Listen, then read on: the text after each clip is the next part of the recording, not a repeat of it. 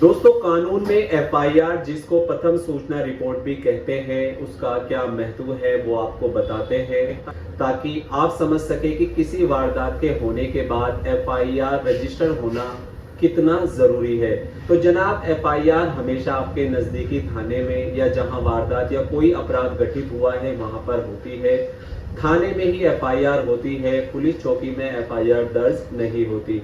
अब ये प्रथम सूचना रिपोर्ट का दर्ज होना इसलिए जरूरी है क्योंकि बिना एफआईआर दर्ज किए पुलिस कानूनन कोई जांच घटना के संबंध में कर ही नहीं सकती।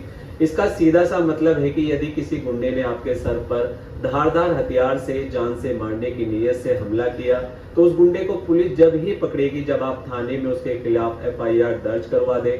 अब यदि बिना एफआईआर दर्ज किए पुलिस ने गुंडे को बुलाकर मारा पीटा और आपने सोचा अब पुलिस अपने आप इसको जेल भेज देगी और जान से मारने की कोशिश में इस गुंडे को 7 साल तक की सजा होगी, तो आप गलत सोच रहे हैं। पुलिस जब तक किसी भी अपराधी को जेल नहीं भेज सकती जब तक कि उस अपराधी के खिलाफ कोई केस रजिस्टर्ड ना हो, और केस रजिस्टर्ड होने को ही एफआईआर रजिस्टर होना कहते हैं। अब आप ये बात पक्के तौर पर समझ चुके हैं कि बिना प्रथम सूचना रिपोर्ट लिखे पुलिस किसी भी चोर लुटेरे या ठग को जेल नहीं भेज सकती। इसलिए एफआईआर किसी भी अपराध में शामिल अपराधी को दंड दिलवाने के लिए कानून का स्टार्टर है। इसका मतलब ये हुआ कि यदि आप किसी भी वारदात की शिकायत लेकर पुलिस के पास गए और पुलिस ने आपकी शिकायत लेकर रख ली और यदि एफआईआर रजिस्टर्ड नहीं की तो समझिए कि आपके साथ वारदात करने वाले अपराधी के विरुद्ध कोई कार्रवाई पुलिस करने वाली नहीं है। इसलिए जनाब, एफआईआर अपराधी को दंड दिलवाने की पहली सीढ़ी है। इसके बाद ही पुलिस मामले की जांच करती है। जांच करने के बाद अपनी जांच रिपोर्ट, आरोप पत्र, जिसको चार्जशीट भी कहते हैं, न्यायालय को देकर प्रार्थना करती है कि अपराधियों पर केस चलाकर दंडित किया जाए। न्यायालय केस को गवाहों और सबूतों के आधार पर तय करता है और दोषी को सजा या बरी करता है। तो अब आप समझ चुके हैं कि ये एफआईआर कितनी जरूरी चीज है किसी अपराधी को सजा दिलाने के लिए।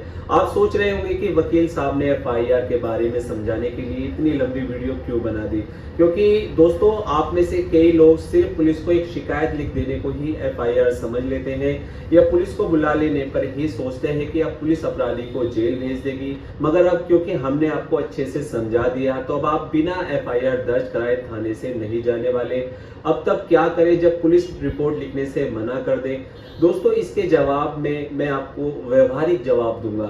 आप पुलिस को सीधा न कहकर घुमा फिरा कर कहिए कि एक वकील साहब बोल रहे थे कि वो कोर्ट से एफआईआर दर्ज करवा देंगे धारा 156(3) सीआरपीसी में प्रार्थना पत्र देकर।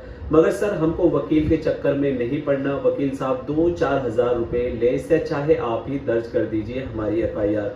अब पुलिस को ये समझ आ जाएगा कि आप उनको सम्मान देने को तैयार हैं और यदि पुलिस ने वो सम्मान नहीं लिया तो इस सम्मान से अधिक वकील साहब अपनी फीस के रूप में वसूल लेंगे। अब यदि विरोधी पक्ष ने दरोगा जी को अपने बचने के लिए यदि पहले ही सम्मानित करके एफआईआर दर्ज करने से नहीं रोका होगा तो प्रबल संभावना है कि आपकी एफआईआर दरोगा जी दर्ज कर ले। अब बताते हैं आपको ईमानदारी का रास्ता, जिसमें खर्चा थोड़ा ज्यादा है क्योंकि ईमानदारी की भी अपनी एक अलग कीमत होती है।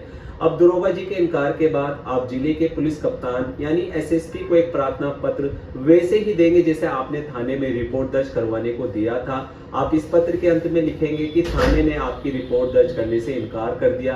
अब यदि पुलिस कप्तान भी आपकी रिपोर्ट दर्ज नहीं करवाते तो आप थाने के संबंधित जुडिशियल मजिस्ट्रेट के न्यायालय में एक आवेदन के अंतर्गत धारा 156(3) सीआरपीसी में वकील के माध्यम से देंगे। अब मजिस्ट्रेट साहब के सामने आपके वकील एक बहस करेंगे और यदि मजिस्ट्रेट साहब को आपके वकील संतुष्ट कर सके तो आपकी रिपोर्ट दर्ज करने के आदेश पुलिस थाने को मजिस्ट्रेट साहब देंगे और आपकी रिपोर्ट दर्ज हो जाएगी। सो गाइस, अब तो आप समझ ही गए होंगे कि एफआईआर दर्ज करवाना कितना जरूरी है। और अगर अब भी आपके मन में कोई क्वेश्चन है तो आप कमेंट बॉक्स में कमेंट करके हमसे पूछ सकते हैं।